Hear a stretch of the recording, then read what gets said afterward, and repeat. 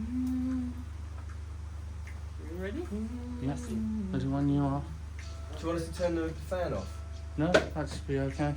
Turn the fan up. It is better with that. Yeah. Okay, fair enough. Okay, try. Set that down. That sounds like the right version. I'm going to do a voice recording as well if those fail. I think it's a very, very, very sensible idea, We I would say. interviewed Daniel Wakeford, and those failed. Oh, they did? Yeah. Bloody hell. First time ever out of 15 interviews. We were in a bar and there was a bit of noise, and the background noise didn't like it. Well, it was mainly down to that nutty woman that couldn't leave Daniel alone. Okay. My wife. Yeah, It's no lady. So, do you want me to ask Chesney the questions first? If you want to chip in with anything, you can do. We could just do it as a round chat, you know. Yeah, Yeah. right, I'm ready. Let's do this thing. And go. Good luck, studio. Someone's So keep just like talking. swearing off. I'm just going to keep talking. Please ask me a question. Good afternoon, everybody. I'm here at Butlins with Chesney Hawks, the one and only, and his guitarist Martin Melody. Driver. Good afternoon. Good afternoon. Good afternoon. Chesney, who influenced you playing music? That probably, I would say, it started with my father. You know, I grew up in a rock and roll household, so Dad was in the Tremolos. So, you know, they had lots of hits in the 60s and 70s, and he used to take me and my brother and sister to gigs when we were little. So just seeing him on stage and, you know, knickers being thrown at him was that's my reasoning for wanting to be in the music industry. It was the knickers, really. Yeah. Yeah, but I mean, obviously, you know, there are lots of other people that inspired me musically, from John Lennon to Prince to Nick Kershaw to David Bowie, Stevie Wonder to many others. What about you, Martin? See, well, I came to it in approaching early teenage years, which would have been mid-80s, which of course was a great time for guitar being the prominent thing, and I used to see all these great rock bands on stage playing to all these people, and all these people screaming, and I thought that looks like quite good fun. So it's quite similar to Yeah, mine then. quite It was fancy that. Still the knickers. Yeah, my first ever gig when I was 14, and I played in my school lunch hall, and I did this dreadful guitar solo, which I thought was amazing at the time, and all these girls cheered, and I went, this is the job for me. Yeah. We basically, if you ask any musician, it's about girls. Yeah. About girls. Everything. You got your big break in Body Song, I believe. How did you manage to land the role? if you don't mind That was just literally, I auditioned. As simple as that. It was, I turned up at an open casting call. Right? It was like an X Factor style thing with lots of boys my age.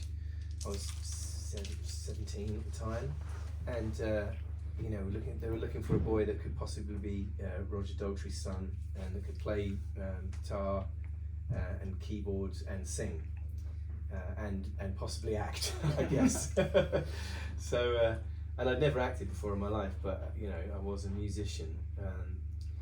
Martin might disagree, but no. So I literally auditioned, and you know, the first audition, it was so many people, and then you know, I got through that round, and then into another round of people, and then it was like I met the producers, and then eventually got to meet Roger.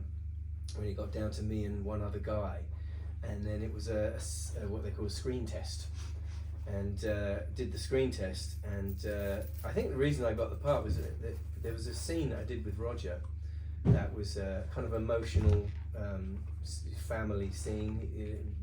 The story is that, you know, that I'm playing the kid and the parents were splitting up, and so it was a very angsty teenage scene, and at one point Roger was supposed to hit me around the face, and I, not being an actor, I didn't know how that worked, and I just thought he was going to pretend to hit me and I was going to pretend to be hit, but But this is Roger Daltrey we're talking about, so And it actually happened. yeah, he smacked me around the face, and I had proper tears, and it was, you know, there was real tears. I wasn't acting, so Yeah. that's probably why I got the part. Yeah. Yeah, actually, we did watch Buzz's song last week. Oh, you did that as like research for this Yeah. chat. Oh, We right. did, Did yeah. you enjoy it? Very much. Yeah. Did you It watch was a revisit for me because I've been a big fan for a long time. Oh, okay. Did you watch it on YouTube? Yes. Right, on my YouTube channel, yeah. Yeah. That's like about the only place you can see it these days. It 'Cause is, it was yeah. never released on DVD, which is a travesty, really. It is. But, yeah, well, you never know. Watch this space. It's a bit late for DVD, isn't it? But, like, maybe we can stream it somewhere. get it streamed somewhere. That's right, yeah. The current lineup of the band, how long's it been going and who's in it at the moment? Well, I've got my brother Jody. Say hello, Bod. Hello. His Oh, name. Jody, I we call spoke him to you Bod. earlier. Yes. Nice to see you. So Jody and I have obviously been playing together since we were nippers, and you know, he hasn't managed to shake me off yet. Martin has been. How long have you been in the band now, mate? 6 years coming up now. Bloody hell, we haven't got rid of him yet. I was going to say, I'm trying my best. I'm still hanging in. That's because you drive the van. mate. I know my You're a good- skills. And we have a kind of a ever-rotating bass player position at the moment. A little Stop bit doing of that. a. So and there's a rotating bass player over there. That's Mr. Alan John Vosper, who if you look up his CV, you'll be very very impressed. Oh. Apart from when you came to my name. That's very interesting. What's it like in the day of a touring band? Very busy, I I guess. mean, you know, it's all travel, really. To be honest, you know, the people kind of look at you know, traveling bands and you know, touring musicians and think it's all glamour. But as you can see from this beautiful salubrious dressing room we have here at Skegness Butlins, I mean, it's nice, you know, but there's a lot of hanging around and a lot of time on motorways, really, to be honest with you. And then, you know, now that we're here, we haven't sound checked yet. Just having a little beer and maybe a bite to eat, and then we'll get on stage. And there's a few songs we've never played before live, certainly with, you know, certain musicians. So Interesting evening. we'll do that, and then hang around some more because we're not on stage until 11 o'clock tonight, and then we do the gig. And actually tonight, I mean, this is not a typical day, but tonight some of the boys are staying here, and Dave, who's our sound man over here, Dave and I are driving to Liverpool, where we got an afternoon festival to play tomorrow, and the boys are going to travel tomorrow to a festival down in Guildford, where I'm going to meet them late after that. So it's pretty Very rocking, busy. pretty busy, a lot of travel. Yeah. At least you got Martin to drive. Exactly. Or Dave, No, actually. Martin's going to drive the van. We Dave do and I. have each opposite ways. Yeah. That's good. How much preparation goes into a gig? Preparation. Do you prepare it, or do you have other people that? This question would probably be different, answered differently from very different from every artist that you would encounter. I would say, you know, there'll be people that would want to rehearse, you know, for weeks before doing gigs, and a lot of preparation on, you know, costume changes and lighting and you know, whatever is going on musically, track wise, and all that kind of stuff. But for us, we're a little bit more of a kind of a plug and play band. You know, as I said, we've got a couple of songs that we're thinking of maybe throwing in the set tonight that we've never played before. But the preparation would be me texting him saying, "Hey, should we do this?" That's about it, you know. So we'll kind of like run through it at sound check, and then if we're happy with that, we'll go Give it a for go. it. If not, you'll think of something else. Yeah, and as far as everything else, you know, like wardrobe and all that, you know, we just turn up and get dressed and get on. Basically, that's it. Very interesting. What gigs and other projects have you got on at the moment? that you can tell us Gig about? wise, I've got lots on at the moment. We've just finished the summer festival season, so we've been quite busy over the summer. I did take August off. Sorry, boys. I have a new album that's due for release in the new year, so we're Fantastic. preparing for that, and we'll probably be touring a lot next year on the back of that. Yeah. So yeah, it's pretty busy right now. A lot's going on. Yeah. We see on your website you've got gigs booked into next year. We're hoping to come to Tamworth. Okay, yeah. On Yeah. my birthday. Oh, is that your birthday? Hey, It's my birthday. Tamworth Arts Centre, Yeah. spot on. There you go. Right, and Come and celebrate my birthday. see, And see we even do gigs on our birthdays. 15 minutes from my It's my birthday next week. We're playing in Minehead. We are. Last time we spoke, you were writing a musical, I believe. Yes. How did that go? I mean, it went well as far as it's finished, and what we did with it, unfortunately, because the last time we spoke was probably before COVID, right? Yeah, 2019. Yeah. So it was. I mean, good. At that point, we had just got to a point where we were going to workshop it at the London School of Musical Theatre, which we did. We got a great cast, and we did a couple of great performances. And then we managed to kind of like get some interest. We had a great producer, a great director, and then the world ground to a halt. So unfortunately, the musical kind of got put on a shelf for the next 3 years. And actually through COVID, because that all happened, it was a bit depressing for anyone trying to put on a musical. We decided, my partner and I in the musical, we decided to record the cast album, like a quasi cast album. So we cast all these amazing singers from all over the world, and of course we were all locked down, so it was done very much locally. Yeah.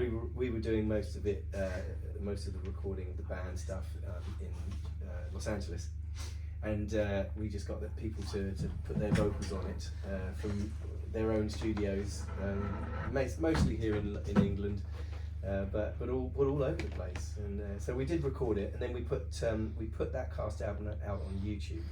So if anyone's interested, just go to my YouTube channel. It's Chesney Hawkes official YouTube channel, and look for a playlist called The One, and that's the name of the musical, The One. Any idea when it's likely to come to stage? I mean, no, I don't really, to be honest. Although I am starting to now that everything's opened up and there are people now looking again for new musicals. So I'm in discussion with a couple of people. We'll see what's going to happen there. That'd be very interesting. You've produced music for other people. Have you written songs for other people? And is there anyone else you'd like to work with that you haven't done? Yeah, I've written lots of songs for different artists over the years.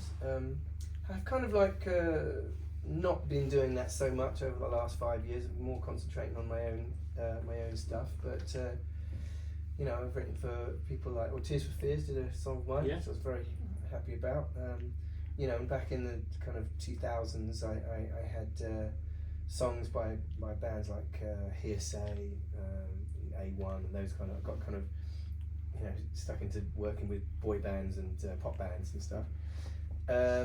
Who would I like to work with? Well, anyone that's selling the most amount of records, I guess. So Adele, if you're listening to Spitfire Radio right now, then Contact just give Chesney. me a call. What's the relationship like with the audience these days, and how do you find the generational difference? Well, it depends what gigs we're doing. We as a band, actually, all the four of us, including Al, we kind of took over from my dad, who hasn't been very well, and did a Tremolos tour last year. So that one, obviously, the demographic was a little older.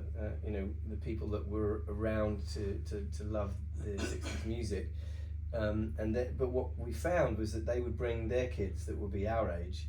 And then sometimes they would bring their kids, and it was really quite nice to see generations, of people at these gigs. That was lovely. I mean, gigs like this, we're here at Skegness Butlins tonight. It's a very party atmosphere. People, people dressed up in all sorts of fancy dress, from inflatable penises to to Mexican banditos to nuns or whatever, and this is very much kind of our generation, probably, I would say. Will come here to relive their youth, because I think it's a 90s weekender tonight. It is a 90s weekend. Yeah, okay, so we expect madness on a Friday night at Butlins. Yeah. Very sweaty. We've seen some sights here. We have Yeah. seen some Yeah. sights. I bet you have. Yeah. We did see Dean Michael and Black Lace at Leyland Festival, and it was nice to see people, young kids, all singing Beatles songs. You wouldn't think the youngsters would do, but Well, they're all Beatles are singing along. ubiquitous. The thing is that none of this pop music from the '60s on would be here if it wasn't for the Beatles. It would be a very, very different landscape. So, the thing is, those songs will last forever, and they will be handed down, and they'll never go. No. So my kids love them, and I'm sure that eventually their kids will pick up. And so my son's favourite music are the Beatles and Prince, and he loves like the Kinks, and it's he's going where you started. yeah, well, exactly, yeah. But those songs are they're part of us, they're part of culture, and hopefully we'll never forget them. It'll always be around. Yes. I think kids access music differently now than we used to. Obviously, you'd hear stuff on the radio or someone would play things to you, but now, of course, they can access everything in the world. So they tend to find things, or it gets put on a TikTok video, and they go, well, "Who's this?" And then they can find out. Yeah, that is true. And then there's algorithms, like if they're watching TikTok or whatever, and suddenly there'll be a Beatles song played under some silly dance thing or whatever, and they're like, "Oh, what's that music?" Google it, find out. Yeah, exactly. Yeah. And they don't even need to do None of that, that. because they'll just go into their Just come up, TikTok and it's there, the Beatles, Yeah. Yellow Submarine or whatever.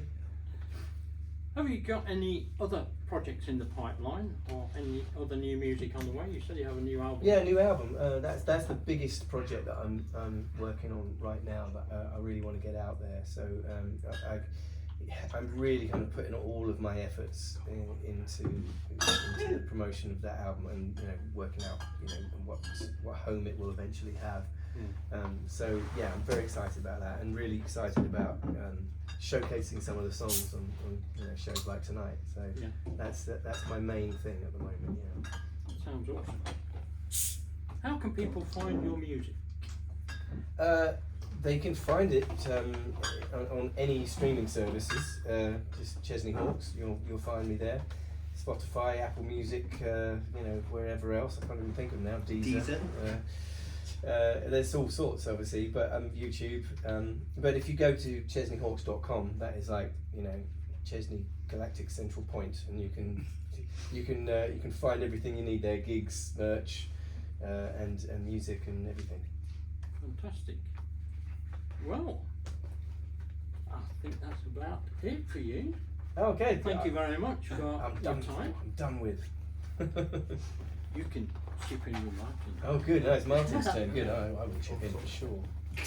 Right, now, That's wrong. I have a lot to say. right, now I'm going to speak to Martin Kennedy and his side project, Naked Without It. Yes. Maybe I'm his side project, and that's his main project. Well, Controversial. I'm not going to go that far. Which one way round do you think? Well, your job depends on it. Well, exactly. Yeah. I think we all know the answer to that. So. Yeah, but you've got to be careful because he needs you to drive it. Oh, that's a good point. I know. Yeah. Do you come from a musical background, and what sort of age did you get into music? I don't really come from a musical background per se.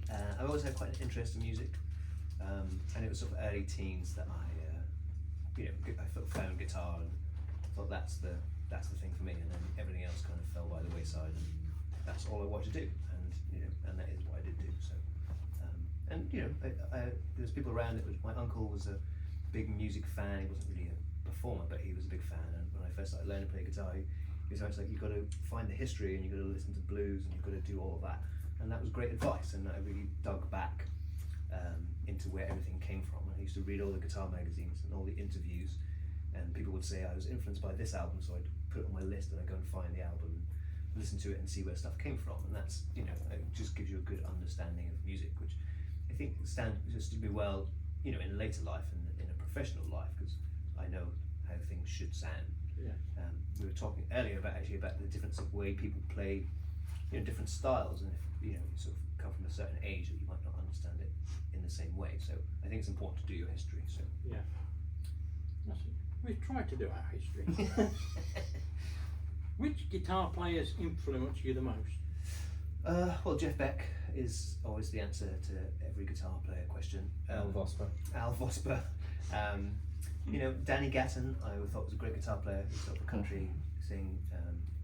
Was one of those guys who he was often voted the best unknown guitar player in the world. He made some great records, and sadly took his own life fairly young before he made like the mainstream. And then of course everyone then discovers him afterwards, and you find that. He's a great player. Brad Paisley I like a lot. Another great guitar player. Those kind of guys. Very interesting. Outside of touring with Chesney, your own band, how did it start? Who's in it? So Naked Without It, Tony and I, we used to do this 25, 26 years ago, back in the day. We both were different bands, local bands, and we kind of got together into this acoustic sort of side project, which is where the name comes from, because we were naked without the other big instrumentation. And then life kind of gets in the way, and we went separate ways. And then we used to share a drummer. Both our bands had the same drummer, and he sadly passed away in 2019. So we met up again at the funeral. May have had a glass or two of beer, and decided we should get the band back together. And we did, and it was great. The first day we got back together, I went up to his house, and we spent the weekend, and we just hung out. And then the third day, we sort of got the guitars out, and he had his old songbook from back in the day that we used to use with all his handwritten lyrics and chords. We opened it up, that musty kind of smell, and we played those songs from the same. And and it was just great. We still did that, and then we got to write new stuff, and it's been really good. And we're really enjoying it, and it's just the two of us, and it's quite a different thing than what we do here. Obviously, this is a good loud rock and roll band, and that's a little more. I mean, we're not the typical acoustic Simon and Garfunkel duo. We sort of try and make it a bit more noisy, but yeah, it's a nice balance between what we do. Yes, we enjoy your music. Thank you very much. What are the differences between both bands? Like one being noisy. Yeah, well, the thing about playing, so that is two guitars and two voices. So you have to kind of work hard to make it sound as big as possible. So I spend a lot of time trying to work out guitar parts that are interesting and harmonies that are interesting. And obviously in this band, you want to talk about. I was going to say you want to talk about interesting harmonies and things that are ridiculous. And of course, a lot of the guitar parts originally done by Nick Kershaw, an amazing guitar player. So that's always a challenge to try and get something close to that. And Ches is a great songwriter and a really interesting songwriter. His songs kind of go places you don't expect. So that's always been quite fun. So, if he gives you new songs to learn, that it's not a case of you go, I'll listen to it twice and I'll have it down. You listen to it and go, oh, that's interesting. I need to figure out what's going on there. And I like that. I like to be interested and have something to do and something to work on. Damn you and your key changes. Exactly. What is that chord going there? So it's I like stuff to be interesting and to keep entertained myself. Do you often change the music to what Chesney's written, having your own bits in? Sometimes. Sometimes there's not guitar part all the way through. So sometimes you have to kind of write a guitar part that's not there. So sometimes it's keyboard heavy and you go, it's not any guitar, what am I going to play? I don't understand, they're doing nothing. So I will add bits in, but you have to look at it in the context of what is going on. It's about complementing the song rather than it being about me. It's not always about me, is it? Well, not the If you could have any dream band, who would you like, past or present, in your band? Well, we've already got it, haven't we? This is the dream band. This is the dream band. That's a question. There's so many people that I would love to play with, or I'd love to play. The Beatles or Prince, or all those kind of guys. But I'm always in a musical situation. I think where you can walk in and just enjoy the music and enjoy playing with other people. To me, that's what it's about. And I think these days that's. Given a choice, that's what I do. I don't really play in any situations with people that I don't enjoy spending time with. Or, living the dream. Indeed, mate. Here we are. All about Back the to this music. gig next. Exactly. Living the dream. Living the dream. I believe you're back again in a couple of weeks. Yeah, We're yeah. back next weekend. Is it next weekend? Yeah, next Sunday. Oh my goodness. Who writes the songs in Naked Without It? Is it you or is it you and Tony? Yeah, it's a collaboration. Tony generally starts with, he gives like a basic chord progression and the sort of start of the lyrics most of the time. We live 100 miles apart, so during lockdown it was quite, obviously everyone's learning about technology and there's a lot of sending information to each other and recording parts and sending back and forth. I have my own studio, so often what we do is we'll record him and then I've got time to work on my bits and arrange it that way. So yeah, so You do a lot of work apart. we do a lot of work apart. Occasionally we get to work together. If we're together, we can spend some time hashing things out. But a lot of it is done via technology. Do you prefer that, like just be on your own, so you don't have anyone kind of looking over you when you work out I do your actually. parts? Yeah. Because I quite like that too. Yeah, it's the thing is when you're working together, you're trying to figure things out there and then it kind of gets cemented of this is what it is. But you've got the time, you can kind of try things out that you might not do, and you go, that doesn't really work, or it does. I might go that, and I go, I'd scrap that. I mean, I've recorded stuff before and gone, listen back to it, and you go, I don't really like that guitar part. Get rid of it, start again, and that's much better. But that is the luxury of time. Yeah. And when you're working with someone else in the moment, I think it's a lot harder. So, but it seems to work for us. So. That's very good, yeah. How do you manage to split your time between Naked Without It and Chesney? Well, I find out what Chesney's gigs are, and then I squeeze in some others around him. I mean, that's any working musician, right? You have to balance your diary as best as you can. And Tony is very understanding. We had a great thing with Chesney was saying we did the Tremolos tour last year, which started 3 days before our Naked Without It album came out. So our kind of support of that was delayed slightly by that, but that's just the way these things fall. Yeah. And it's you don't let anyone down, and Ches is the priority gig, so we fit it around as best as we can. Say like he did have August off, so it's been quite nice to to fill the diary with those gigs and fit around and we've got a few more coming up round and about, so it's been good. Yeah. You just have to come up north a bit further. Indeed. We do come up north though, so. Yeah. Oh, I mean, we do. I don't know about Naked Without It. Always be up north. That's the way. Yeah. What can we expect from Naked Without It in the future? Well, we this year we've been doing obviously the album came out in October last year, which is still available.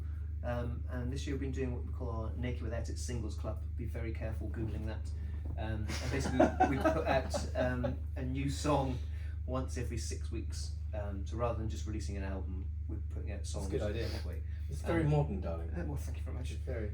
And it's working really well. So we can just promote one song at a time and do that, and it gives us a chance to have some time to work on new songs. Because we might have the songs already, but actually let's work on that. And sometimes things happen where we can change our minds, because the next song that was due out, we've already recorded and done, but then we've just written this new song called Spinning, which is going to be the next single, which came about because we've got this time, and we're going, this song is too good, we're going to get that out, shoot a video for it, and everything like that. So, and then when we get to the end of the year, we'll have 12, 13 songs that we might then release as a package, but you can already stream them as you go along. That's a good idea. Yeah, and it's Good good. idea. Like you say, a lot of people seem to be doing that now. Oh, it's totally. It's a new thing. Besides that, it's cheaper than going into a studio. Well, it's also cheaper for people to to download and stream. It's not as big an investment, I don't think. 'Cause No. these days, people's attention span is much shorter than it used to be. Yeah. And so one song that you listen to, people more inclined to do that than 12 songs. Even songs these days, like a lot of them are like 2 minutes long. Yeah. There's this new kind of TikTok music style that's just literally sometimes a minute and a half, and that's all you get. Yeah. And then you think, where's the rest of it? No, exactly. You Where's didn't the think guitar about- solo? Yeah, exactly. You think about writing the middle eight? No. Key change? No. That used to be the same in the early days. They only used to be 2 minutes or 2 and a Yeah, half well, I mean, minutes early long. Beatles records were, Yeah. just over 2 minutes. Some of them. We Yeah. had to fit them into the the amount of time that was on the record. Yeah, So exactly. you've got to think about how long the groove is and. But I like that. I have to say, I really like that. It's that whole thing. Isn't it? Don't bore us, get the chorus. If you can make it happen in 2 minutes, then Yeah. you're laughing. So Yeah. Yeah. Where can people find out about your music? you can find us Naked Without It on all streaming services. Deezer, we should keep plugging Deezer because they've just signed a new deal that you pay the highest artist rate. Oh, is that right? Yeah, so they have. Deezer. Deezer is the way. But you can find us on all streaming sites and on social media, Naked Without It, Band, you know, and YouTube, all those places. So but yeah, make sure you put Naked Without It Band if you're searching that on an unsecured. Otherwise, you might Google search. get in trouble. We found someone disliked something on one of our YouTube videos, and we couldn't understand why. And then we figured they'd searched Naked Without It and got us, and we're less than impressed. They were looking for something. They were looking for something else. entirely different. So Very disappointed in the lack of flesh exactly. in this video. Yeah, But at least they got to hear some new music. exactly. They did. Yeah, I'm not sure it quite fulfilled their need at the time, but you know. Mr. Angry from Perth. Exactly. Well, thank you very much for your time. Thank you. Really enjoyed meeting you all. Likewise. Yeah, thanks for having us. You're welcome. Could you do a couple of shout outs? Yes. What are we doing here? Staple it together, we'll do it. Well, yeah, so that we don't lose paper. This is just for audio, right? Yeah. Yes. Hi, I'm Chesney Hawks, and you're listening to Martin's Music Mix on Sound or Spitfire. Hi, I'm Chesney Hawks. You are listening to The Sound of Spitfire. Let's rock! Is it too much to ask? Because you're listening to the one and only Sound of Spitfire. Yeah, of course. Hi guys, it's Chesney Hawks here. You're listening to the one and only, see what I did there? Sound of Spitfire. Thank you very much. Is it possible to get you to do one for video? Yeah? Right, and say, hi, I'm Chesney Hawks, and you're watching Ian Richardson's live scene. Live scene, yeah. Yeah. Sure. Hi guys, it's Chesney Hawks here. You are watching Ian Richardson's live scene. Thank you. All right. Good.